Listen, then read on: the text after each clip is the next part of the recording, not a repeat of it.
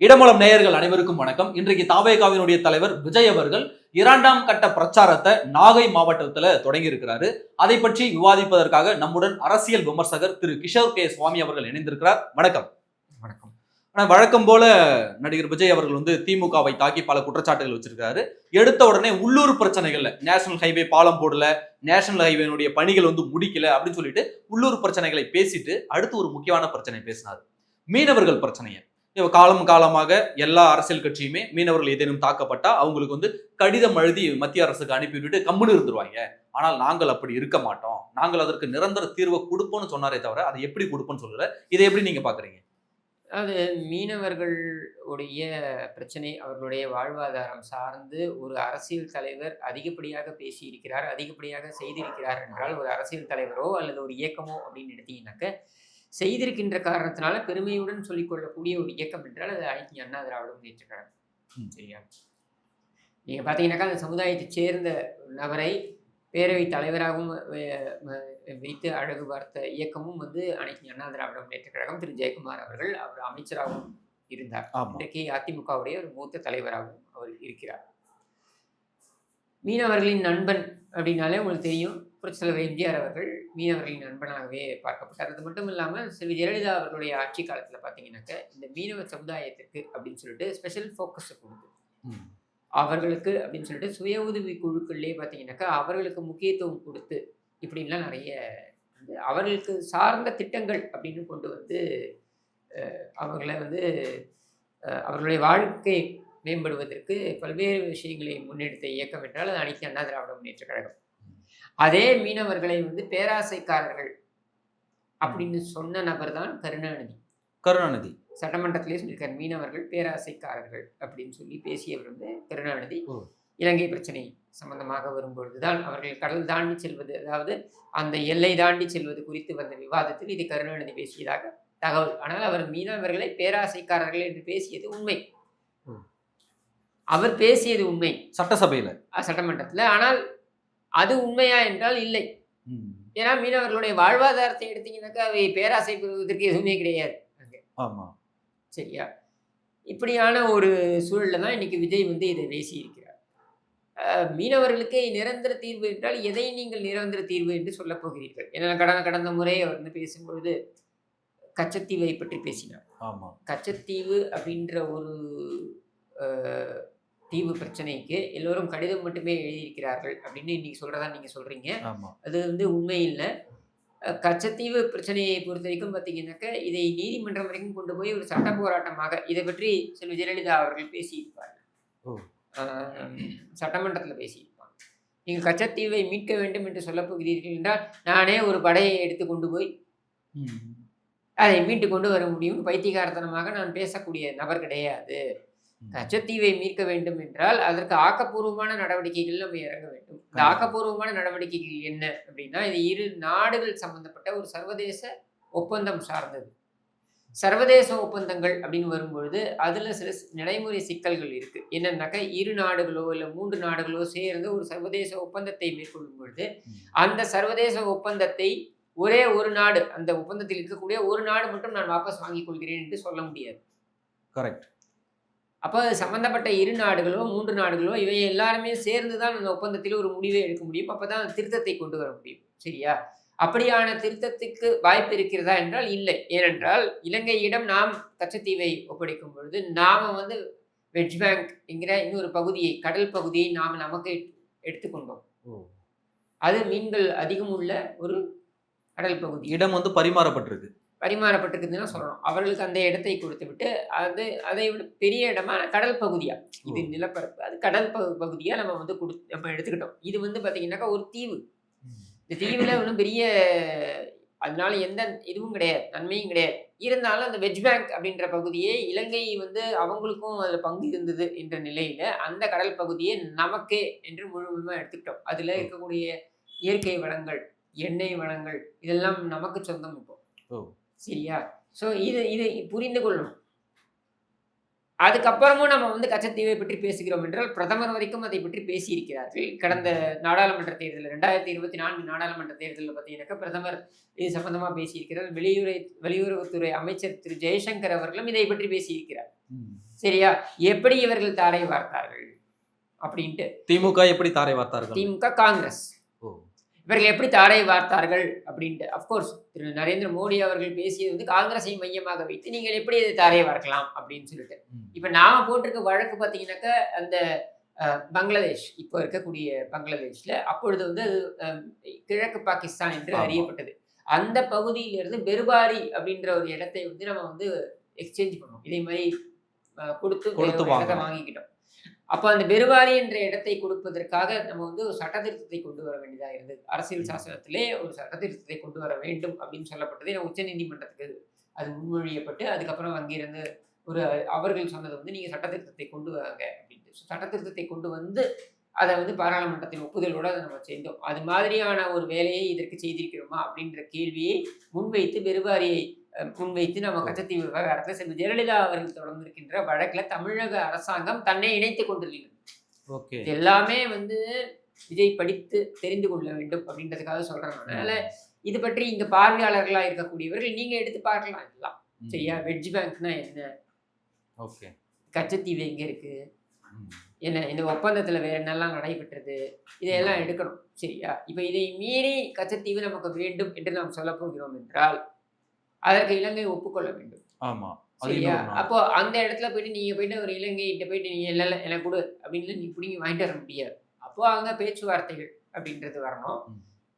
இது வந்து நிரந்தர தீர்வை கொடுக்குமா அப்படின்ற கேள்வியும் இருக்கு. ஆமா இருக்கு. ஏன்னா இங்க பாத்தீங்கன்னா நமக்கு இருக்க மீனவர்கள் சந்திக்கக்கூடிய அல்லது மீனவர்களுக்கு இருக்கக்கூடிய மிகப்பெரிய பிரச்சனையை நாம் பார்க்கக்கூடியது என்ன அப்படின்னா பெரிய ட்ராலர், இந்த பெரிய கப்பல்கள் ட்ராலர்னு சொல்லுவாங்க. இந்த ட்ராலர்லாம் என்ன பண்றாங்கன்னா இவங்க போய் இந்த மீன்களை எல்லாம் வந்து நிறைய பிடிக்க முடியும். அந்த மாதிரி அவங்க பிடிச்சிடுறாங்க. இந்த ட்ராலர்லாம் பிடிச்சிடுறாங்க. அப்படின்னும் பொழுது இந்த ஏழை மீனவர்கள் இவங்க போகும்பொழுது அவங்களுக்கு மீன் கிடைக்கிறது இல்லை. அப்போ இதை இன்னும் தள்ளி தள்ளி போய் பிடிக்க வேண்டியதா இருக்கு. எல்லை தாண்டி போக வேண்டியதா மீன் வளம் அதிகம் இருக்கக்கூடிய இடம் அப்படின்னா இலங்கை பகுதியில தான் அந்த மீன் கடல் பகுதியில தான் உங்களுக்கு மீன் வளம் அதிகமாக இருக்கு. ஏன்னா இங்க எல்லாத்தையும் முடிச்சிடுறாங்க. ஆமா. ஸோ இது ஒரு பிரச்சனை இருக்கு. இன்னொன்று பிரச்சனை நீங்க பார்க்க வேண்டியது என்னன்னா நீங்க இந்த நிறைய பேர் சொல்லுவாங்க கடல் எல்லை எப்படி தெரியும், கடல்ல எப்படி எல்லையை தெரிஞ்சுக்க முடியும், சர்வதேச எல்லையை தெரிஞ்சுக்க முடியும்லாம் பேசுவாங்க. மீனவர்களுக்கு அவர்கள் அதிலேயே வாழ்ந்து அதிலேயே உழுந்து இருந்தவர்கள். சரியா?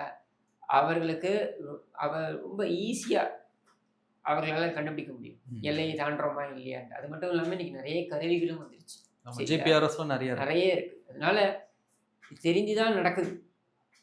90%, 90%, 95% தெரிஞ்சுதான் நடக்குது.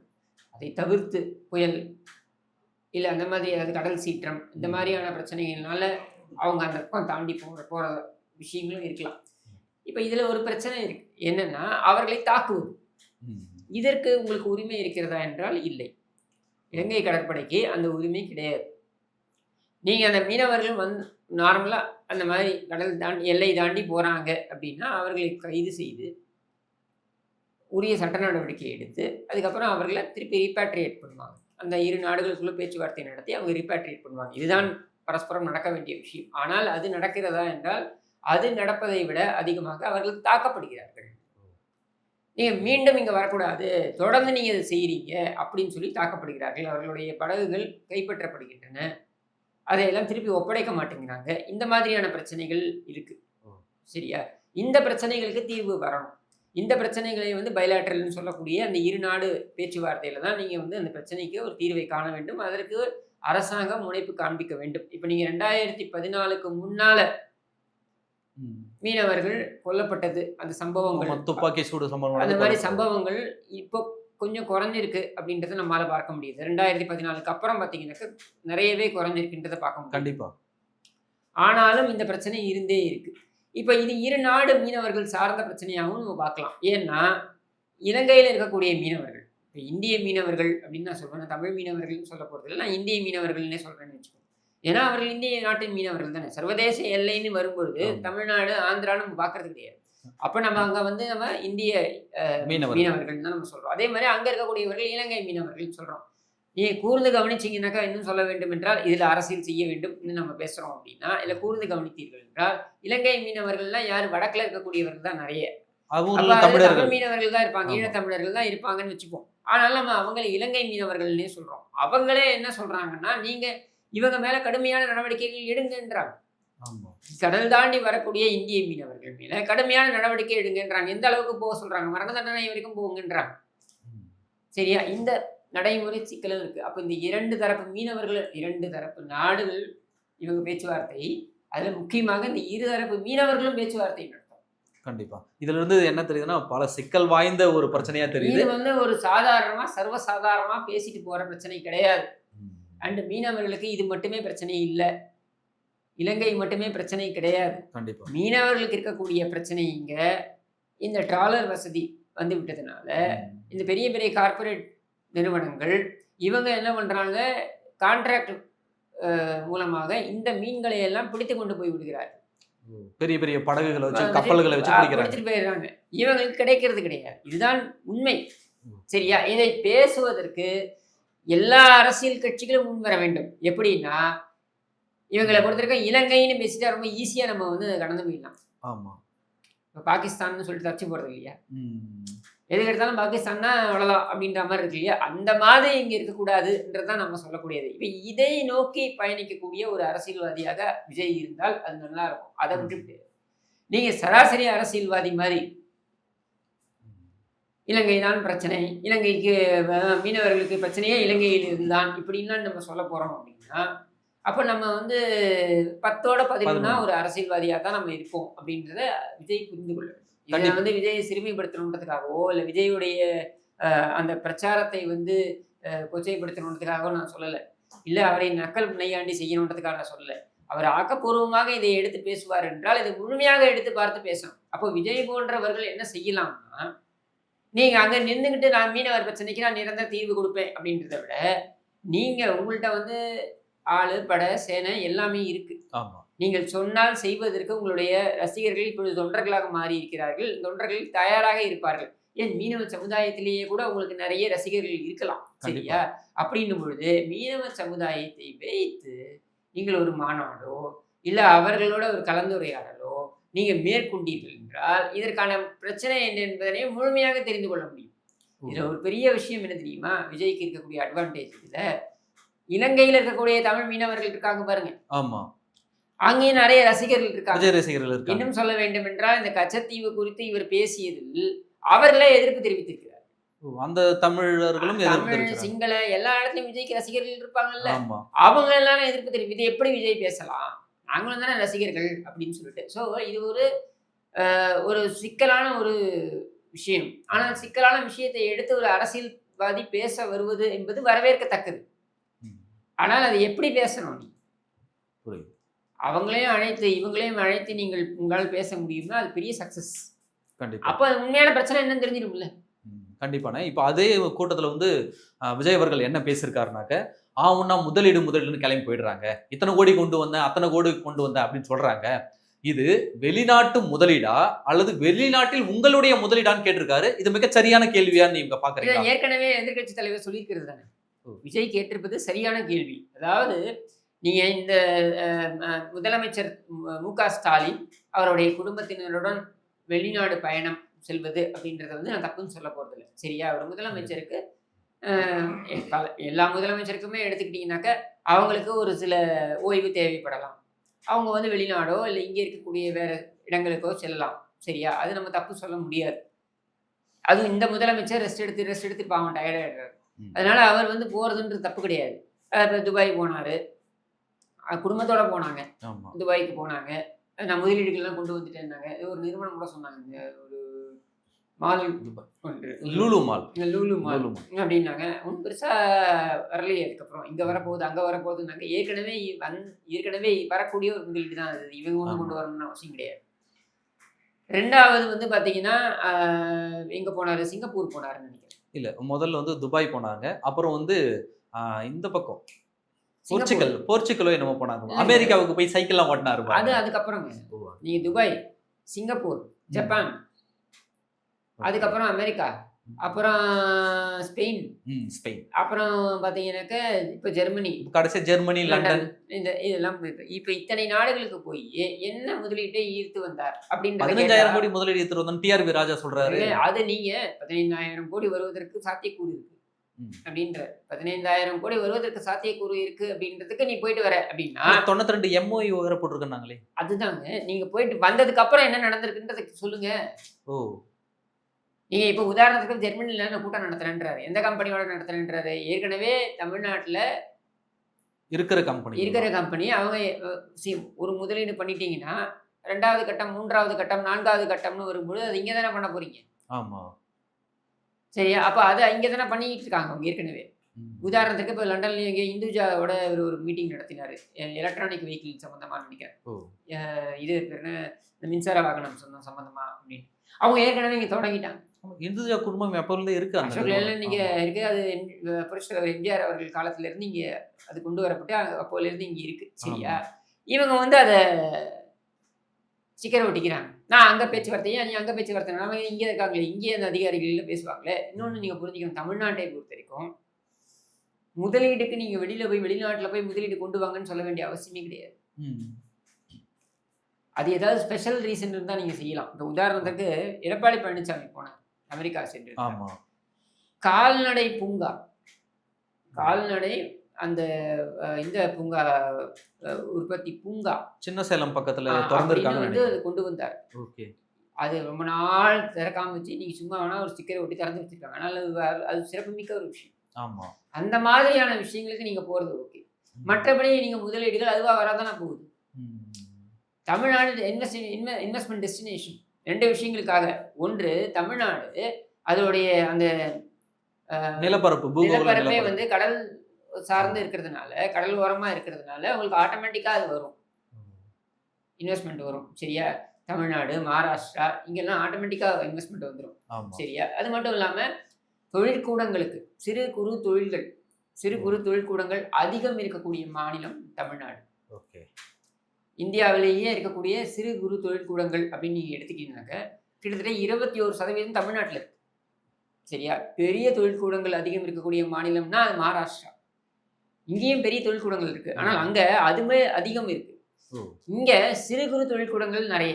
சரியா? இவங்க தான் மூலப்பொருட்கள் நமக்கு வந்து கொடுப்பதற்கு அவசியப்படுவாங்க. அப்படின்னும் பொழுது லாஜிஸ்டிக்ஸ் அது வந்து உங்களுக்கு தமிழ்நாட்டில் அது ரொம்ப ரொம்ப ஈஸியாக கிடைக்கும். ப்ளஸ் ரோடு கனெக்டிவிட்டி இருக்கு இல்லையா? இது பெட்டராக இருக்குது. இங்கே போர்ட்டு நம்மக்கிட்ட இருக்குது, துறைமுகங்கள் நம்மக்கிட்ட, இதெல்லாம் இருக்கிறதுனால மிக இயல்பாக தமிழ்நாட்டை முதலீட்டாளர்கள் தேர்வு செய்வார்.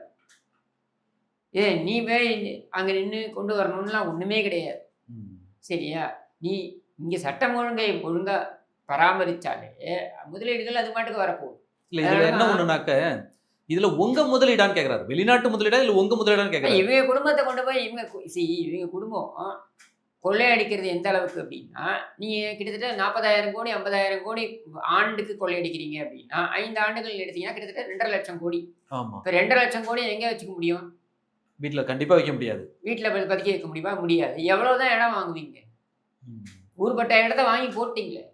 சரியா? அப்போ வேற எதுல நீங்க இன்வெஸ்ட் பண்ண முடியும்? பிட்காயின். சரியா? இதெல்லாம் எங்க நீங்க பண்ண முடியும்? சர்வதேச அளவுல தான் நீங்க பண்ண முடியும். சர்வதேச அளவுல இதுக்கான முன்னாடியெல்லாம் என்ன பண்ணுவாங்க? சுவிஸ் பேங்க்ல போய் போடுறேன்னுவாங்க. கேமன் ஐலண்ட் இருக்கும். இதெல்லாம் வந்து டாக்ஸ் ஃப்ரீ, வரி இல்லாத இடங்கள். சரியா? இங்கெல்லாம் கொண்டு போய் பினாமி பேர்ல போடுவாங்க. இப்போ இங்க எத்தனை பினாமி நீங்க நம்புவீங்க? அதனால இந்த பணத்தை மொத்தமாக கொண்டு போய் அங்கே வைப்பது, இப்ப யூகேல வைப்பது. சரியா? இந்த மாதிரியான என்ன சொல்றது, ஒரு பேர்ல இவங்க வந்து அதை மறைமுகமாக வைப்பது என்பதனை வழக்கமாக வைத்திருக்கிறார்கள். அப்ப அதை யார் போய் பார்க்கறது? மாப்பிள்ளையை அனுப்பலாம். மாப்பிள்ளையை மட்டுமே அனுப்பி வச்சா நமக்குன்னு ஒரு கண்ட்ரோல் இருக்குன்னு காமிக்கணும்ல. இதனால போறது. சரியா? போயிட்டு இந்த பணத்தை எல்லாம் கொண்டு போய் பதுக்கிறதுக்கு வழியை பார்க்கறது அப்படின்னு சொல்றதுல முகாந்திரம் இல்லாமல் இல்லை. ஏன்னா அவங்க அமைச்சரே சொல்றாங்க 30,000 கோடி 40,000 கோடின்றது. அதாவது இந்த அது நான் சொல்றேன், இது 2021 22 வாக்குல அவர் சொன்னார்னா இப்போ இது 50,000 60,000 கோடி ஆயிருக்கும் ஈஸியா. கண்டிப்பா. சரியா? எது வளருதோ இல்லையோ கருணாநிதி குடும்பம் கொள்ளையடிப்பது ஆண்டுக்கு ஆண்டு வளர்ந்து கொண்டே போகிறது. நம்முடைய பொருளாதாரம் வளர்கிறதா? 2021 நம்முடைய பொருளாதார நிலை எப்படி இருந்தது? இன்றைக்கு எப்படி இருக்கிறது? இதையெல்லாம் பார்த்தீங்கன்னா, யார் வளர்ந்திருக்காங்கன்னா, கருணாநிதி குடும்பம் கொழுத்து, திருடி, கொழுத்து வளர்ந்திருக்கிறது அப்படின்றத நம்மால பார்க்க முடிகிறது. இந்த கருணாநிதி குடும்பத்தை சுற்றி இருக்கக்கூடிய உப உபய திருடர்கள் அப்படின்னு இருக்காங்க இல்லையா? கூட இருக்கக்கூடிய திருடர்கள். இவங்கெல்லாம் நல்லா வளர்ந்திருக்காங்க. எல்லா அமைச்சர்களும் பார்த்தீங்கன்னாக்கா வளமா வளர்ந்திருக்காங்க. எந்த அளவுக்கு வளர்ந்திருக்காங்கன்னா, அவர் ஒவ்வொருத்தரும் பார்த்தீங்கன்னாக்கா, அவன் ரோல்ஸ் ராய்ஸ் காருன்றான். நக்கல் பண்ணி நம்மள சிரிக்கிறான். ஆமா. நம்மள பார்த்து ஏன்டா கிட்னிலாம் திருடுறேன்னு உன்னோட ஹாஸ்பிட்டல்லேருந்து தகவல் வந்திருக்கேடா, அது உன் தமிழக அரசாங்கமே சொல்லுதே இத அப்படின்னா, ஒரு அமைச்சர் அதுக்கு சப்பை கட்டுறான். என்ன சொல்றான் வந்துட்டு? அது திருட்டு இல்ல, முறைகேடு அப்படிங்கிறான். இன்னொருத்தன் செஞ்சவனுடைய நான் என்ன கிட்னி திருடிலாம் இந்த காரை வாங்க முடியுமா? இந்த காரெல்லாம் பத்தி நீ யோசிக்கவே முடியாது. அதாவது அந்த மக்களை பார்த்து சொல்றேன். அந்த காரெல்லாம் நீ சும்மா யோசிக்க முடியாது. எவ்வளோ தெரியுமா அது? 8 கோடி 8.5 கோடி. இது 8 கோடி 8.5 கோடி காரு. இதெல்லாம் கிட்னி உங்ககிட்ட திருடி வாங்க முடியுமா? அப்படின்னு நக்கல் பண்றான். சரியா? இவன் என்ன மன்னர் பரம்பரையா? மக்களை பார்த்து நக்கல் செய்வதற்கு இவனை 30,000 ஏக்கர் 40,000 ஏக்கர் இவனுடைய இடத்த கொடுத்துட்டானா? நீங்க பார்த்தீங்கன்னாக்கா அந்த போன்ஸ்லே குடும்பம் இருக்காங்களே, தஞ்சாவூர்ல போன்ஸ்லே குடும்பம் இருக்காங்களே, கிட்டத்தட்ட 32,000 ஏக்கர் நிலத்தை அவர்கள் மக்கள் நலனுக்காக கொடுத்து விட்டார்கள். சரியா? அவன் அது அவன் அவன் வந்து மிதப்புல இருந்தானாலும் அவங்களே பகிமா வந்து இறைவனிடம் வந்து நீங்கள் கொடுத்ததை தான் அவர்களுக்கு கொடுத்துக்கணும், நாங்கள் ஒன்றும் புதிதாக கொடுக்கவில்லைன்னு சொல்லி பௌர்ணமா வந்து இறைவன் இருந்துட்டு போறாங்க. இவன் திருட்டையே ஒரு குலத்தொழிலாக மாற்றி வைத்திருக்கின்ற இவன் மக்களை எகத்தாளம் பண்றான். இந்த பாரு 8.5 கோடி இந்த காரை என்ன நீ வந்து ஒன்றன் கிட்னி பிடிங்கி வாங்கிட முடியுமா? இந்த காரை உங்ககிட்ட கிட்னி பிடிங்கினா எவ்வளோ பிடுங்க முடியும்? 1.5 லட்சம் 2 லட்சம் தான் பிடுங்க முடியும் இப்படின்னு ஒருத்தன் சொல்றான்னா நீங்க புரிஞ்சுக்கோங்க, அவங்க எந்த நிலையில இருக்காங்கன்னு நீங்க புரிஞ்சுக்கோங்க. அந்த ஆணவத்துல அந்த அளவுக்கு அதாவது இதை விட மக்களை கொச்சைப்படுத்த முடியாது. இவனெல்லாம் மக்கள் பிரதிநிதி. இவனை எல்லாம் மக்கள் ஓட்டு போட்டு இவர்களுடைய பிரச்சனைகளை கொண்டு போய் சட்டமன்றத்தில் பேச போகிறான் அப்படின்னு எதிர்பார்ப்பில் இவர்கள் அனுப்பியிருப்பார்கள். தொகுதிக்கு ஏதாவது நன்மை செய்வான் அப்படின்ற எதிர்பார்ப்பில் மக்கள் அனுப்பியிருப்பார்கள். இவன் என்ன செஞ்சுக்கிட்டு இருக்கான்? மக்களை பார்த்து ஏளனமா நக்கல் பண்றான். உங்ககிட்ட கிட்னி மட்டும் திருடி இந்த காரை வாங்க முடியுமா? பல இடங்கள் நான் திருடி தான் இந்த காரையை நான் வாங்கியிருக்கேன்னு அவன் சொல்றான். சிம்பாலிக்கா சொல்றான். புரியுதா?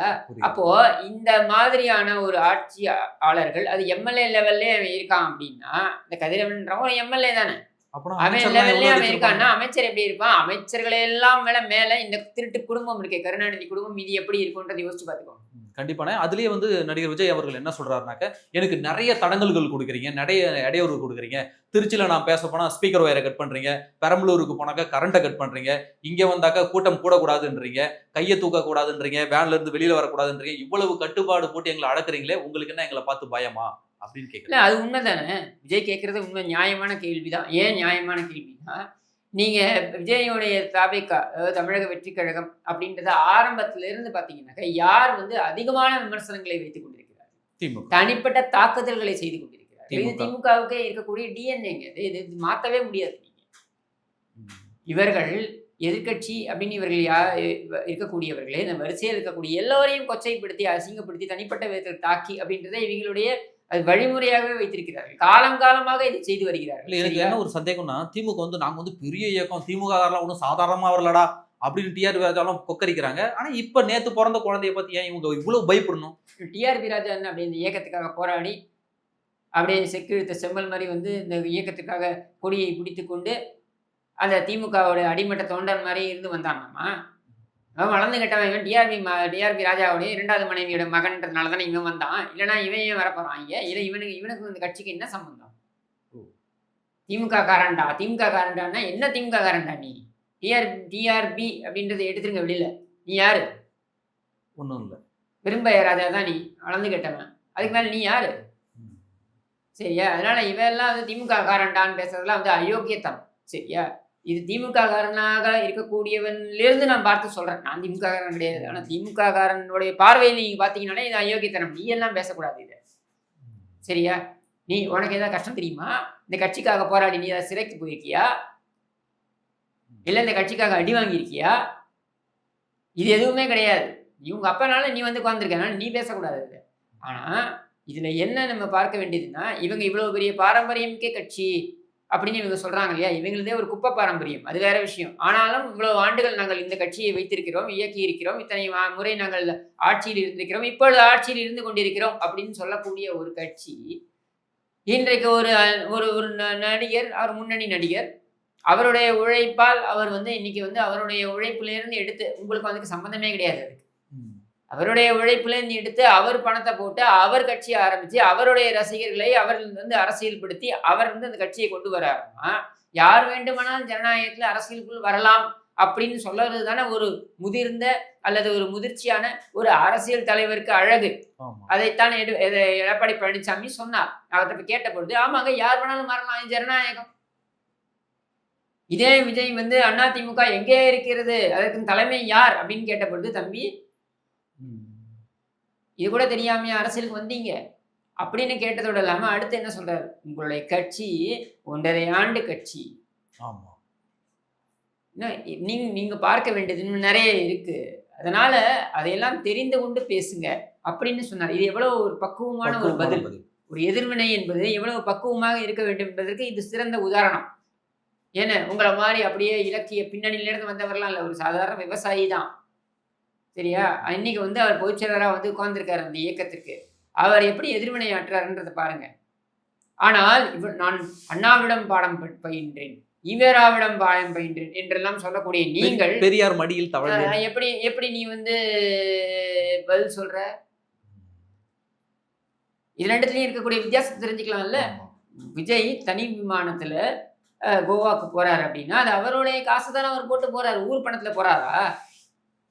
அவர் நடந்து போவாரு, தவழ்ந்து போவாரு, இல்ல கார்ல போவாரு, இல்ல என்ன சொல்றது உருண்டு போவாரு, எப்படியோ போறாருங்க, குதிரையில கூட போவாருங்க. அவருடைய காசுல தானே அவர் போறாரு. நீ யார் அவரை பார்த்து அவர் அந்த போட்டோவை வெளியே விடுறதுக்கு, அசிங்கமா பேசுறதுக்கு? இதெல்லாம் அநாகரிகத்தின் உச்சம். அது திமுகவுடைய வழிமுறை. சரியா, அப்போ நீங்க யார் இங்க பயந்துருக்கிறது கேட்டா, நான் 2026 மட்டும் இல்ல, 2031 நான் தான் வரப்போறேன், 2036 நான் தான் வரப்போறேன்னு இது கூட ஒரு 13 கட்சி தொங்கு சதைகள் வேற இத்தனையும் வச்சுக்கிட்டு ஏன் ஒற்றை ஆளை பார்த்து இவ்வளவு நடுங்குற? ஏன் இவ்வளவு தாக்குதல்ல இறங்குற? சரி, தாக்குதல்னா விமர்சனங்கள் வை, தரம் தாழ்ந்த விமர்சனங்களை ஏன் நீ வைக்கிற? அதுல இருந்து தெரியுதுல நீ எவ்வளவு பயந்திருக்கன்ட்டு. தன்னுடைய செல்வாக்கை நம்பி, அது திமுக தன்னுடைய செல்வாக்கை நம்பி, தன்னுடைய செல்வாக்கை மட்டுமே நம்பி தேர்தலை எந்த காலத்திலும் சந்தித்தது கிடையாது. தனித்து நின்றதே கிடையாது. ஒரே ஒரு முறை தனித்து நின்றுருக்காங்க. எப்பன்னா 1977 கூட இருப்பதற்கு எல்லாரும் மறுத்து விட்டார்கள் என்பதனால். சரியா, மற்றபடி நீ எப்ப தனித்து நின்று இருக்க? எப்ப உன்னுடைய பலத்தை நம்பி நீ எதிர்கொண்டிருக்க?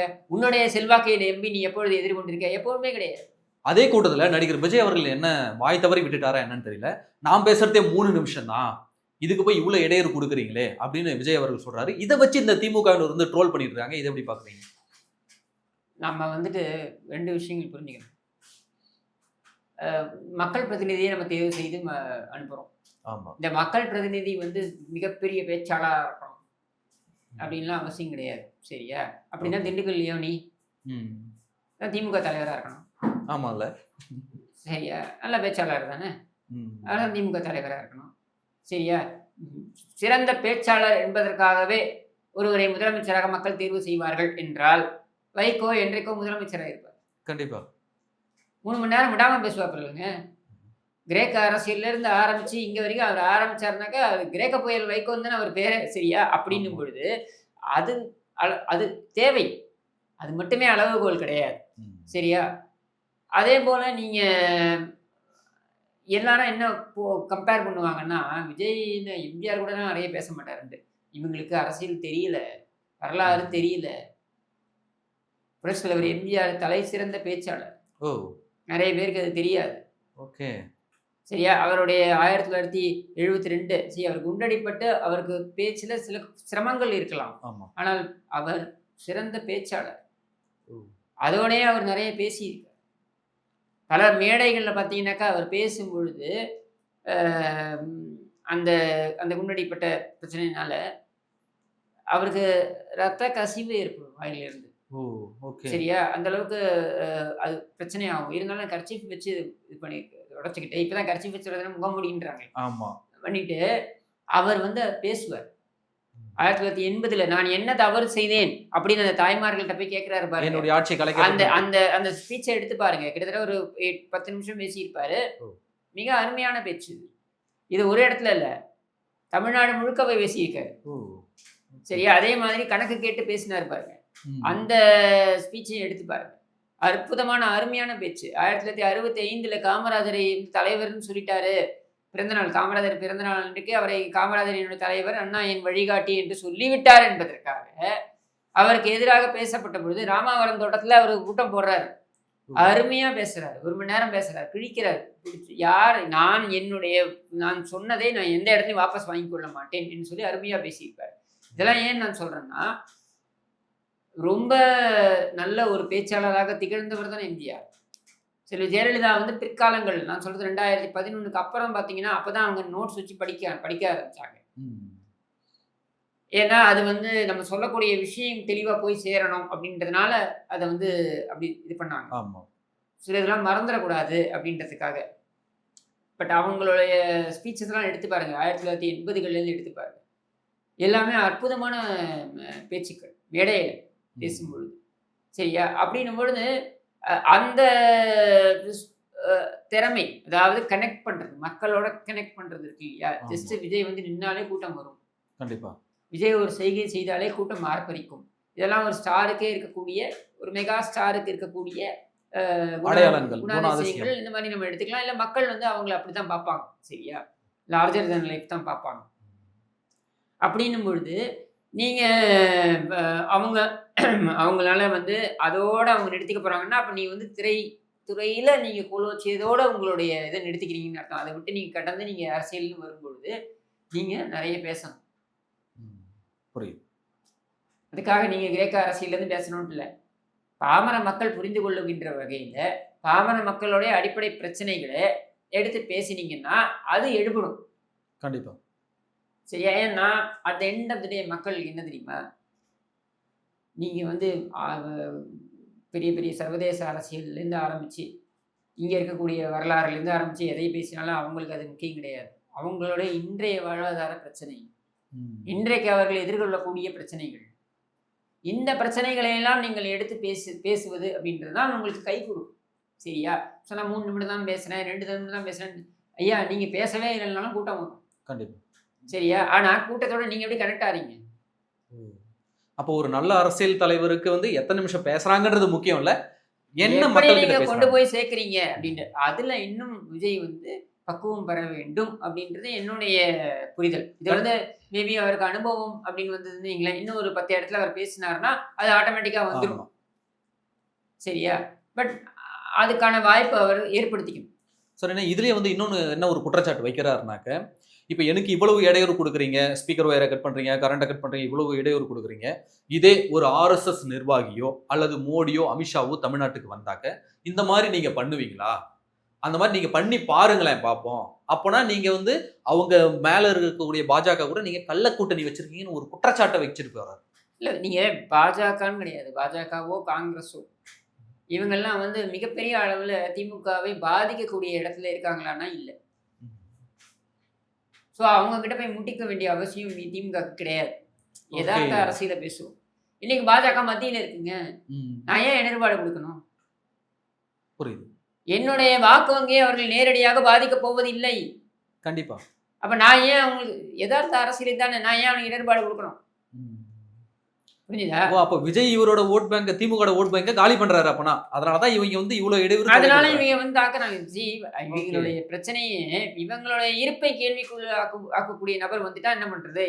இப்போ இளைஞர்களுடைய முகம் அப்படின்னா விஜய் பார்க்கப்படலாம். கண்டிப்பா. ஒரு இப்போதைக்கு விஜயும் இளைஞர்கள் நிறைய பேர் கவரக்கூடிய ஒரு முகமா பார்க்கப்படலாம். இப்படி பார்க்கப்படும் பொழுது உதயநிதின்றவன் என்ன? உதயநிதி அவரு பெரிய சூப்பர் ஸ்டார். நீங்க எப்படி? ஏன்னா இளைஞர்களோட முகமா நான் விஜய் மட்டும் சொல்லல. இப்படி பாத்தீங்கன்னா அதிமுக நிறைய இளைஞர்கள் இருக்காங்க. சரியா? அது இல்ல, ஆனா இளைஞர்களுடைய முகமாக அவர் காண்பிக்கப்படுகிறார். ஏன்னா நிறைய ரசிகர்கள் இவருக்கு இளைஞர்கள் இருக்காங்க அப்படின்றதுனால இவர் காண்பிக்கப்படுகிறார். இந்த ரசிகர்கள்லாம் வாக்குகளா மாறுதுதான்றது வேற ஒரு டிபேட். நான் அதுக்குள்ள போகல. சரியா? அது நம்ம தேர்தல் தான் தெரியும். ஆனா இப்ப உதவாநிதியோட நீங்க விஜயை வச்சீங்கன்னா பொருத்தி பார்த்தீங்கன்னா எப்படி பார்த்தாலுமே விஜய் வந்து உதவாநிதியோட பெட்டர்னு வருது இல்ல. அது மலைக்கும் மடுவுக்கும் இருக்கு. அதுதான் சொல்றேன் நான். சரியா? கருணாநிதி குடும்பம் எப்பவுமே மடுதான். சரியா? அதனால நீங்க அந்த விஜயை பார்க்கும் பொழுது உதவாநிதியோட மிகப்பெரிய ஸ்டார். கண்டிப்பா. உதவாநிதிக்கும் போல ஒரு பின்புலத்தோட வந்தவர் கிடையாது. சரியா? அடுத்து அவங்க அப்பாவே அவரை அறிமுகப்படுத்தி இருந்தாலும் அதையும் கடந்து தன்னுடைய திறமையால் தன்னை நிலைநாட்டி கொண்டவர். ஆமா. இவனுக்கு திறமை எதுவும் கிடையாது. சரியா? ஸோ இப்படி எதை பார்த்தாலுமே வந்து விஜய் இஸ் பெட்டர் அப்படின்னு வரும்போது நீ எப்படி கொண்டு போய் உதவாநிதியை ப்ரொஜெக்ட் பண்ணுவீங்க? அதனால தான் நீங்க பார்த்தீங்கன்னா உதவாநிதியை ப்ரொஜெக்ட் பண்றது கம்மியாக்கி இவங்க வந்து ஸ்டாலினை ப்ரொஜெக்ட் பண்ணிட்டு இருக்காங்க. இவன் வந்து நாயை கட்டி பிடிச்சிக்கிட்டு போட்டோ போடுறது, இப்படி விளையாடிக்கிட்டு. ஆமா, அது கொஞ்ச நாளா விளையாட்டுத்துறை அமைச்சர்ன்றதுக்கு இவன் உருப்படியா விளையாடி இருக்கின்ற ஒரு விஷயம் இந்த நாயோட, அதாவது நமக்கு தெரிஞ்சு. சரியா? நமக்கு தெரிஞ்சு நம்ம பார்க்கக்கூடியது இவனோட விளையாட்டுகள். சரியா? வேற என்ன பண்ணியிருக்காங்க? ஒன்றும் கிடையாது. கண்டிப்பா. இன்னைக்கு துணை முதலமைச்சர் வேற. சரியா? இதுல இவனுக்கு எதுலையுமே சேர்த்தி கிடையாது அப்படின்றத அவங்களும் புரிஞ்சுக்கிட்டதுனாலையும் விஜயோட கம்பேரிசன் வரும்ன்றதுனாலையும் தான் இப்ப ஸ்டாலின் ப்ரொஜெக்ட் பண்ணி இவனை கொஞ்சம் நீ கொஞ்சம் அமுக்கி வாசி அப்படின்னு இவனை சொல்லி வச்சிருக்காங்க. சரியா? அப்போ இங்க பிரச்சனை திமுகவுக்கு தான். ஓகே. அதனாலதான் அவங்க இப்படி சீறி பாயறாங்க. இறுதியா ஒரு கேள்வி. நடிகர் விஜய் அவர்கள் வந்து எல்லா கூட்டத்திலையுமே சரி, கடைசியா முடிக்கும் போது, இப்போ இந்த 2 கூட்டத்தில் கவனிச்சல, கடைசியா முடிக்கும் போது என்ன சொல்றாருன்னா 2026 போட்டி டிஎம்கேவுக்கும் டிவிகேவுக்கும் தான் சொல்லிட்டு அவர் முடிக்கிறாரு.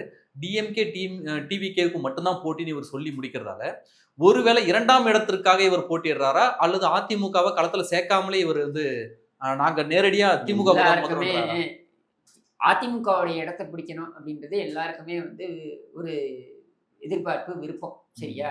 அது காங்கிரஸ்ல இருந்து ஆரம்பிச்சு, நான் சொல்றது 1980களில இருந்தே இது நடக்குது. காங்கிரஸ்ல இருந்து ஆரம்பிச்சு, விஜயகாந்த்ல இருந்து ஆரம்பிச்சு, யார் வந்தாலுமே எம்ஜிஆர் ஆட்சி அந்த நீங்க வந்து அவங்க அதிமுகவுடைய இடத்தை பிடிக்கணும் அப்படின்னு நினைக்கிறாங்க. அவங்க என்ன நினைக்கிறாங்கன்னா அதிமுகவுடைய இடத்தை பிடிப்பது சுலபம். புரியுது. சரியா? திமுகன்ற சித்தாந்த ரீதியா இருக்கிறதுனால அந்த இடத்தை பிடிக்கிறதுன்றது கடினம்னு நினைக்கிறாங்க. அவங்க என்ன புரிஞ்சிக்க மாட்டேங்கிறாங்கன்னா அதிமுக என்பது அது மக்களால், மக்களுக்காக, மக்களோடையே இருந்து விழுகின்ற ஒரு கட்சி.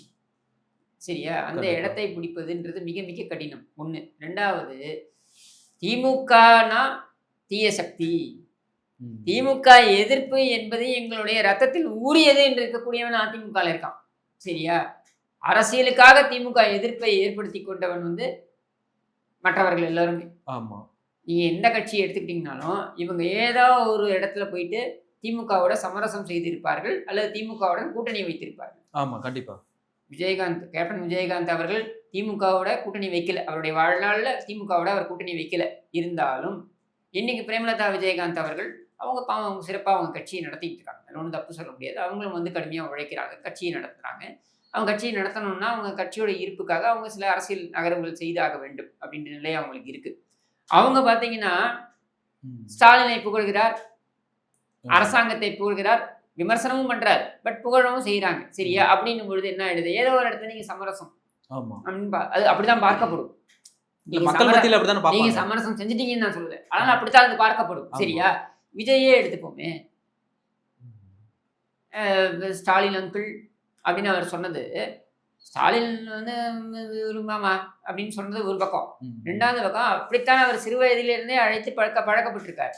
அது மட்டும் இல்லாம இவர் வந்து உதவாநிதியோட நெருக்கமான நண்பர் என்று பார்க்கப்பட்டது. முதல் படத்தெல்லாம் தயாநிதி மாறனோட நெருக்கமா பார்க்கப்பட்டது. இவரே மேடையில வந்து உதயநிதி, கனிமொழி, அருள்நிதி இது மாதிரியான அப்படியே அந்த அதிர்வு ஏற்படுத்தக்கூடக்கூடிய பேர்கள்லாம் அப்படின்னு சொல்லி பேசியிருப்பார் இடத்துல வந்து. ஸோ ஏதோ ஒரு இடத்துல நீங்க வந்து அந்த குடும்பத்தை நீங்கள் புகழ்ந்து உங்களுடைய விசுவாசத்தை அந்த குடும்பத்திற்கு காண்பித்து இப்படி எல்லாம் நீங்க வந்திருக்கீங்க அப்படின்னும் பொழுது திமுக எதிர்ப்பு என்பது உங்களுடைய ரத்தத்தில் ஊறி இருக்குமா என்றால் கஷ்டம், சந்தேகம் தான், கஷ்டம். சரியா? அதை முழுமையா செய்யக்கூடிய கட்சி அதிமுக தான். அதனால தான் அதிமுக இன்று வரைக்கும் நிக்குது. திமுக இருக்குன்னா அதுக்கு எதிர்பதம் அதிமுக என்று அது இருக்கு. இப்ப அந்த இடத்துக்கு நீங்க வரணும்னா, அந்த அளவுக்கு கடுமையா உங்களால எதிர்க்க முடியணும். அது எதிர்ப்பு என்பது திமுக எதிர்ப்பு என்பது வெறும் மேடையில் திமுகவை சாடுவது மட்டும் கிடையாது. கண்டிப்பா. ஒவ்வொரு தெருவுலயும், ஒவ்வொரு கிராமத்திலயும், ஒவ்வொரு வார்டுலயும் அங்க திமுக இருக்கான்னா அதிமுக காரன். கண்டிப்பா. சரியா? இவன் அரசியல் பண்றான்ல, அவன் அரசியல் பண்ணுவான். சரியா? மேபி ஈவன் நண்பர்களா கூட இருக்கலாம். அந்த நட்பு என்பது எங்க இருக்கும்னா, வேற விஷயங்கள்ல இருக்கும். கட்சின்னு வந்து அவன் அவன் வேலைய பார்ப்பான். சரியா? அந்த மாதிரி உங்க கட்சிய உருவாக்க முடியுமா? அப்படின்றத காலம் தான் பதில் சொல்லும். கண்டிப்பான. இதுவரைக்கும் இணைந்திருந்து நடிகர் விஜய் அவர்களுடைய பேச்ச வந்து மிக தெளிவா வந்து டீகோட் பண்ணி பேசியிருப்பீங்க. மிகச்சிறந்த ஒரு உரையாடல குடுத்துறீங்க. மிக்க நன்றி. நன்றி.